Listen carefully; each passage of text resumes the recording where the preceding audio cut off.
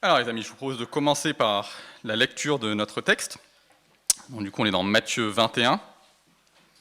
Matthieu 21, à partir du verset 23, et on y va jusqu'au verset 32. Matthieu 21, à partir du verset 23.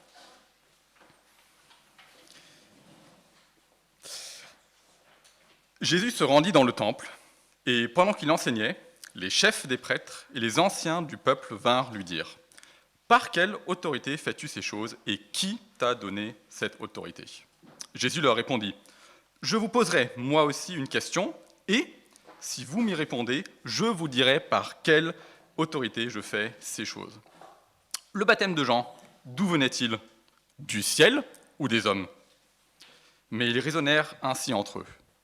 Si nous répondons du ciel, il nous dira : « Pourquoi donc n'avez-vous pas cru en lui ? » Et si nous répondons des hommes, nous avons à redouter les réactions de la foule, car tous considèrent Jean comme un prophète.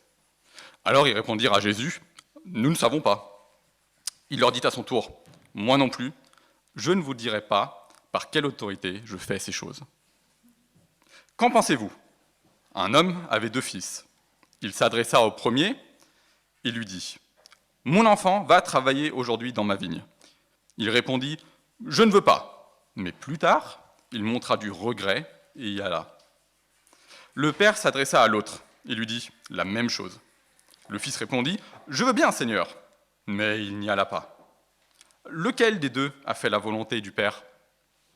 Ils répondirent : « Le premier. » Et Jésus leur dit : « Je vous le dis en vérité, les collecteurs d'impôts et les prostituées vous précéderont dans le royaume de Dieu.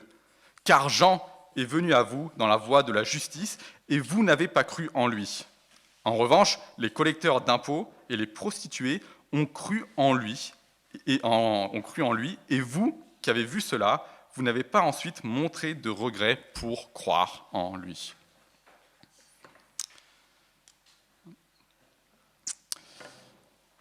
Alors, aujourd'hui, le découpage va être assez simple. On a une première question qui est posée à Jésus en ce qui concerne son autorité. Et dans un second temps, nous allons voir cette parabole. Mais je tiens déjà à préciser à l'avance que la parabole et la question qui est posée à Jésus sont bien évidemment en lien. Il y a un ordre logique entre ces 2 textes. Jésus est ici dans le temple. Il enseigne la foule après avoir chassé les marchands du temple juste une journée avant. Donc là, dans cette semaine, nous sommes mardi. C'était lundi qu'il avait chassé les marchands du temple. Et on a les chefs des prêtres et les anciens qui viennent ensemble vers Jésus pour lui poser cette question. Il leur dit : « Par quelle autorité fais-tu ces choses et qui t'a donné cette autorité ?» Alors ces choses ici font probablement référence non seulement à ce qu'il est en train de faire actuellement, à savoir enseigner la foule, mais ça fait aussi probablement référence non seulement à ce qu'il a fait le jour d'avant, à savoir chasser les marchands du temple, peut-être aussi les miracles et de manière générale tout son ministère. Par quelle autorité fais-tu tout cela et qui t'a donné cette autorité ? Leur question, dans un certain sens, est légitime. C'est une question qu'ils ont tout à fait le droit de poser. C'est pas tous les jours qu'on voit quelqu'un de nouveau comme ça qui enseigne dans le temple. Normalement, c'est quelque chose qui est réservé aux spécialistes de la loi, aux prêtres. Mais lui, Jésus, rentre dans Jérusalem et fait ces choses. Mais ils ne sont pas juste en train de lui poser une question par curiosité ou parce qu'ils ont vraiment envie de comprendre ce qui se passe. Leur but est aussi assez clair. On voit qu'ils ont envie de coincer Jésus, de lui faire du mal. Ils lui posent quelque part une question piège, on pourrait dire. Pourquoi ? Parce qu'il y a 2 façons de répondre à cette question. Soit Jésus répond qu'il le fait par l'autorité de Dieu. Alors à ce moment-là, ils pourront l'accuser, lui dire « Qu'est-ce qu'on en sait ? C'est nous les spécialistes de la loi, c'est nous les chefs des prêtres, c'est nous les anciens du peuple. Toi, tu n'as pas reçu cette autorité de Dieu. » Et à ce moment-là, ils pourraient l'accuser de blasphème et peut-être même le lapider. Et s'il dit quelque chose comme « Personne ne m'a donné cette autorité, je le fais de moi-même, je viens ici pour enseigner », évidemment, ils pourraient le chasser du temple, ou même pire, vu l'historique qu'ils ont déjà avec Jésus, ils pourraient aussi évidemment avoir envie de le tuer. Et Jésus, il connaît leur intention, il ne se fait pas avoir, il sait très bien que c'est une question piège. Je pense même que la foule était consciente du piège qu'ils étaient en train de lui poser. Et c'est pourquoi Jésus, il ne va pas répondre de manière directe, mais de manière indirecte, en leur posant à son tour une question. Il leur dit qu'il répondra seulement s'ils sont aptes à répondre à sa question. Et sa question est la suivante. Le baptême de Jean, d'où venait-il? Du ciel ou des hommes? Alors la première fois que j'ai lu ce texte, je me suis dit, la formulation, je la trouve un peu bizarre. Le baptême de Jean, qu'est-ce qu'il veut dire par baptême de Jean? Très probablement qu'on parle ici de l'enseignement de Jean par rapport au baptême, le baptême de repentance, et probablement qu'il voit aussi un peu plus loin que juste cet enseignement spécifique. À mon avis, on parle ici de tout le ministère en fait, de Jean. D'où est-ce que ça venait? Par quelle autorité est-ce que Jean faisait cela? Est-ce que c'était quelque chose qui venait du ciel? Donc autrement dit, est-ce que c'est quelque chose qui venait de la part de Dieu? Ou est-ce que c'est quelque chose qui venait de lui-même, de l'homme? Et cette question met les chefs des prêtres à leur tour dans une impasse. D'ailleurs, on le voit dans leur raisonnement qu'ils ont entre eux. Ils viennent ensemble se concerter pour en discuter. Ils disent, si nous disons du ciel, donc autrement dit, si nous disons que ce que Jean a fait vient de Dieu, il nous dira, donc il, Jésus, pourra nous dire, pourquoi n'avez-vous pas cru en lui? Ça, ils n'aiment pas, ils ne veulent pas, évidemment. Deuxième possibilité, si nous disons des hommes, la foule risque de se retourner contre nous, car tous considèrent Jean comme un prophète. Donc visiblement, la foule que Jésus était en train d'enseigner voyait Jean comme véritablement un prophète de Dieu, et il ne voulait pas aller à l'encontre de la foule. Donc, une fois de plus, ici, on voit qu'il y a un peu de politique aussi qui rentre dans le jeu. Et du coup, ils vont essayer d'esquiver la question de Jésus en répondant « nous ne savons pas ». Alors bien évidemment, je pense qu'ils sont tout à fait aptes à savoir si ça venait de Dieu ou des hommes, mais en fait, ils ne souhaitent pas répondre à la question, ils ne souhaitent pas être mal vus par la foule.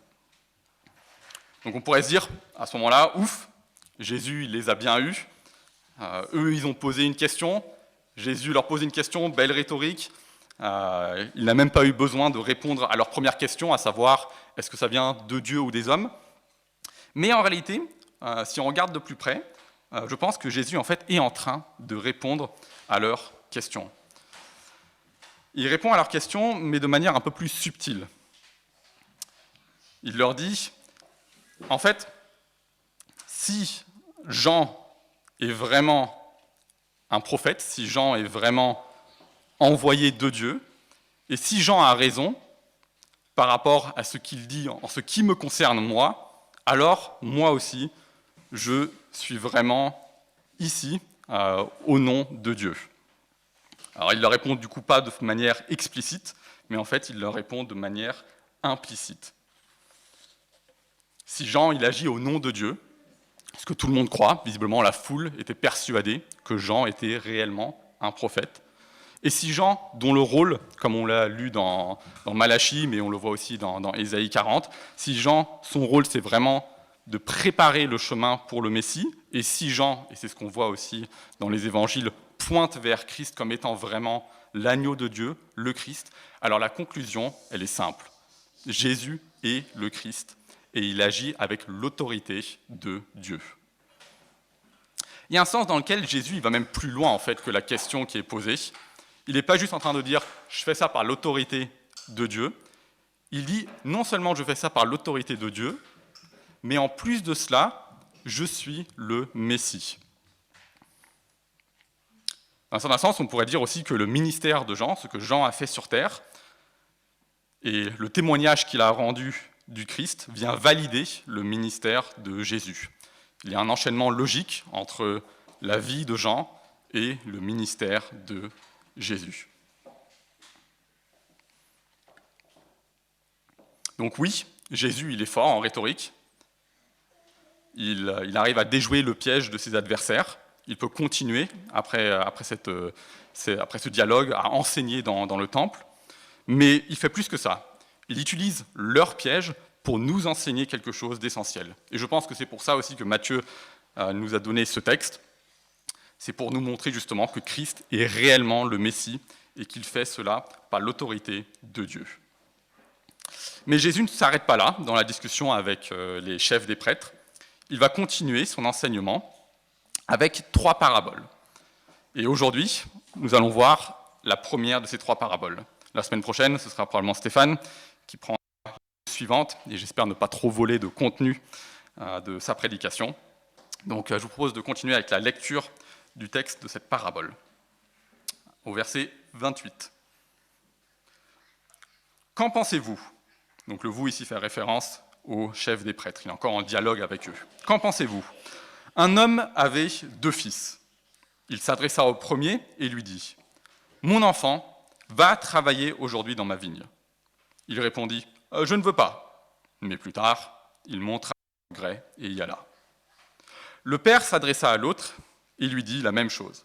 Ce fils répondit « Je veux bien, Seigneur. » Mais il n'y alla pas. Lequel des 2 a fait la volonté du Père ? C'est une question que Jésus pose aux spécialistes de la loi, aux chefs des prêtres. Ils répondirent « Le premier ». Et Jésus leur dit « Je vous le dis en vérité, les collecteurs d'impôts et les prostituées vous précéderont dans le royaume de Dieu, car Jean est venu à vous dans la voie de la justice et vous n'avez pas cru en lui. En revanche, les collecteurs d'impôts et les prostituées ont cru en lui. Et vous qui avez vu cela, vous n'avez ensuite pas montré de regret pour croire en lui. » Donc, question aux enfants. Ici, on a une parabole avec un père, 2 fils et une question. Mon fils va travailler dans la vigne. Le premier enfant, qu'est-ce qu'il fait suite à la demande du père ? Quand le père lui dit « va travailler dans ma vigne », qu'est-ce qu'il fait le premier enfant ? Il dit non. Et qu'est-ce qu'il fait après ? Comment ? Exactement, il change d'avis et puis il va travailler dans la vigne. Et après, ce même papa, il va voir le prochain fils et lui dit la même chose. « Fils, va travailler dans ma vigne. » Et qu'est-ce qu'il dit à ce moment-là, le fils ?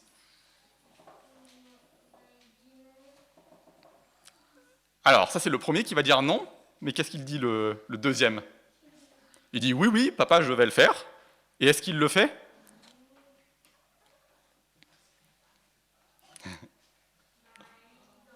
Il n'y va pas. Donc, c'est ça. D'ailleurs, c'est intéressant, parce que là, on vient d'avoir justement la confusion entre le premier et le deuxième fils. Quand je me suis préparé pour la prédication, j'ai lu pas mal de commentaires, et souvent dans les commentaires aussi, on a des petites notes en ce qui concerne ce qu'on appelle la critique textuelle. Donc, en gros, c'est les différentes erreurs qui ont été faites lorsque le manuscrit a été recopié, et certains, en fait, se sont trompés, ils ont inversé l'ordre des 2 fils, voire même quand il faut donner la réponse de qui a bien agi, certains manuscrits donnent la mauvaise réponse. Donc ça m'a fait un peu sourire quand j'ai lu ces différents commentaires et qui reprenaient les petites erreurs qui se sont glissées dans le texte au fur et à mesure que les gens ont recopié. Voilà. Mais oui, on a un premier fils qui dit non, mais ensuite qui le fait, et le deuxième qui va dire moi aussi je dois faire attention, qui va dire oui, oui, mais au final c'est non, non, il ne le fait pas. Donc quel est le lien entre cette parabole et ce qui vient au-dessus dans notre texte ? Quel est le lien entre le dialogue qu'a Jésus avec les chefs des prêtres et cette parabole ? La réponse, elle est donnée dans l'explication que Jésus nous fait, à partir du verset 31. Jésus dit... Je suis désolé.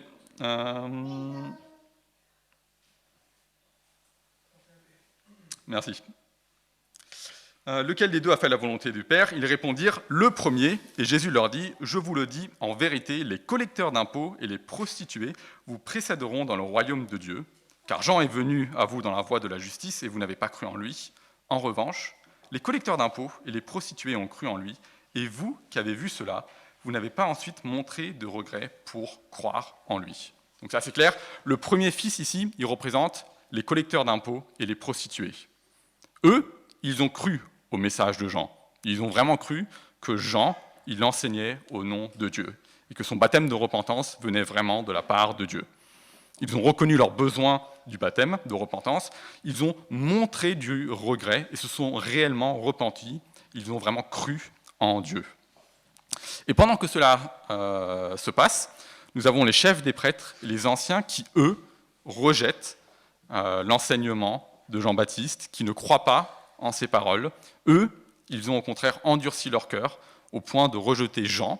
Et parce qu'ils ont rejeté Jean, ils ont aussi rejeté Jésus.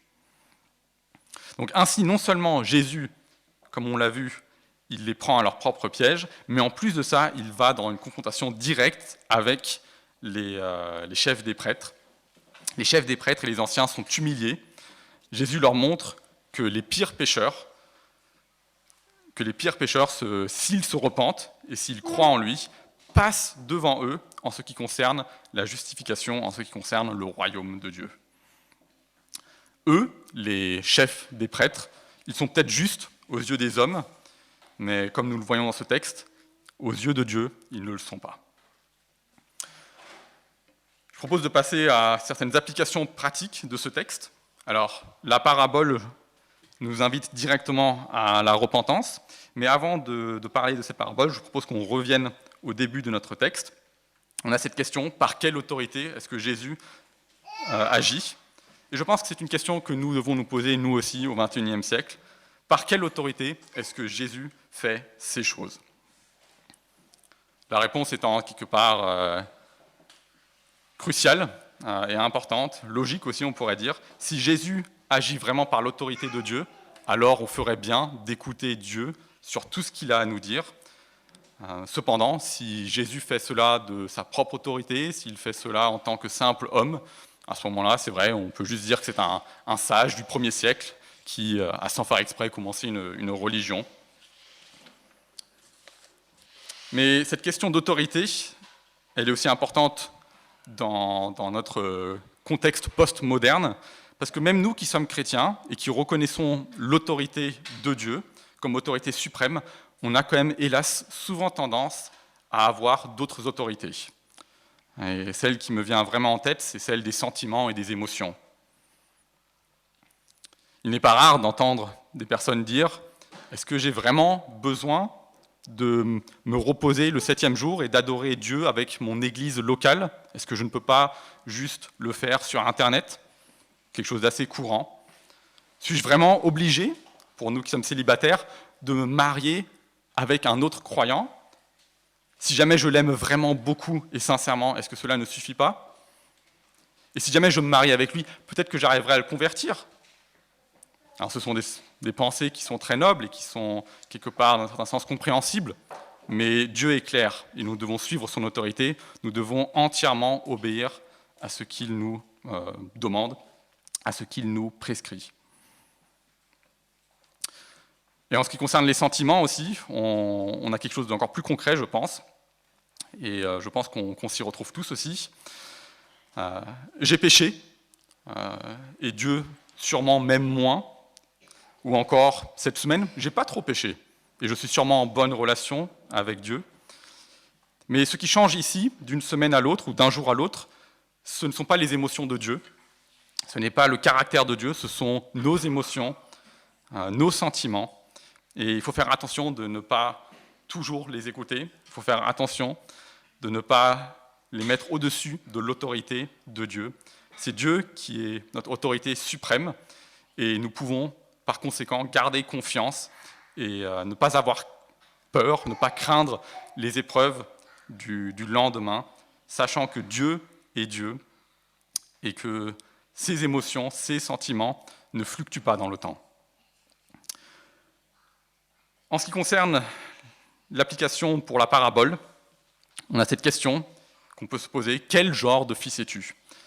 C'est une question importante car elle distingue ceux qui iront au ciel de ceux qui iront en enfer.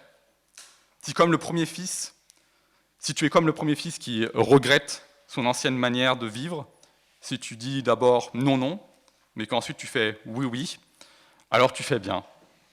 Tu fais bien de regretter tes fautes, de demander à Christ de te sauver. Alors tu es sur le bon chemin. Tu es celui qui fait en fait la volonté du Père. Et la volonté du Père, comme nous le voyons ici dans ce texte, c'est d'avoir du regret et de croire en lui. Mais si tu es le deuxième fils, celui qui ne fait pas la volonté de Dieu, celui qui dit oui, oui, mais au final fait non, non, celui qui peut-être pense pouvoir mériter le salut par son comportement, ou du moins dans notre monde postmoderne, croire pouvoir éviter la colère de Dieu, alors tu es sur la mauvaise voie. Tu es comme les chefs des prêtres et les spécialistes de la loi. La volonté de Dieu ici dans ce texte, c'est que nous puissions nous repentir de nos fautes et croire en lui. J'avais pris une citation de Luther, ou du moins une de ses thèses, il en a écrit 95, c'est avec ça que la réforme a en grande partie commencé, et sa toute première thèse justement porte sur la repentance, parle de la repentance. Il dit « Quand notre Seigneur et Maître Jésus-Christ a dit « Repentez-vous », il voulait que toute la vie du croyant soit une vie de repentance. » Donc cette parabole, elle nous incite à vivre une vie de repentance, pas juste quelque chose que l'on fait une fois dans notre vie, mais quelque chose que nous faisons quotidiennement. Et j'aimerais bien aussi, pour conclure ces applications pratiques, que nous prenions exemple sur Matthieu. Matthieu, qui est l'auteur de cet évangile, lui-même, en fait, il était un collecteur d'impôts. Il était clairement dans cette situation-là. Il faisait partie des collecteurs d'impôts qui probablement prenaient légèrement plus que ce qu'ils avaient le droit d'exiger de la part des citoyens. Mais lui, il s'est repenti. Il a cru en Christ, qui est appelé à le suivre et à le suivre quotidiennement. Je propose de conclure par une prière.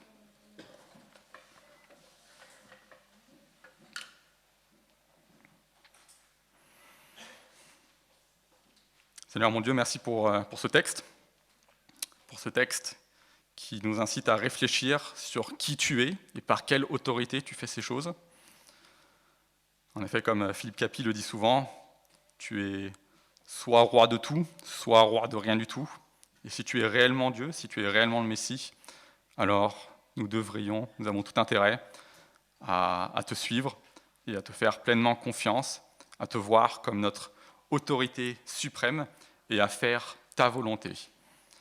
Et ta volonté, Seigneur, pour nous, c'est que nous puissions nous repentir de nos fautes, que nous puissions regretter notre mauvaise manière d'agir et que nous puissions placer entièrement notre confiance en toi.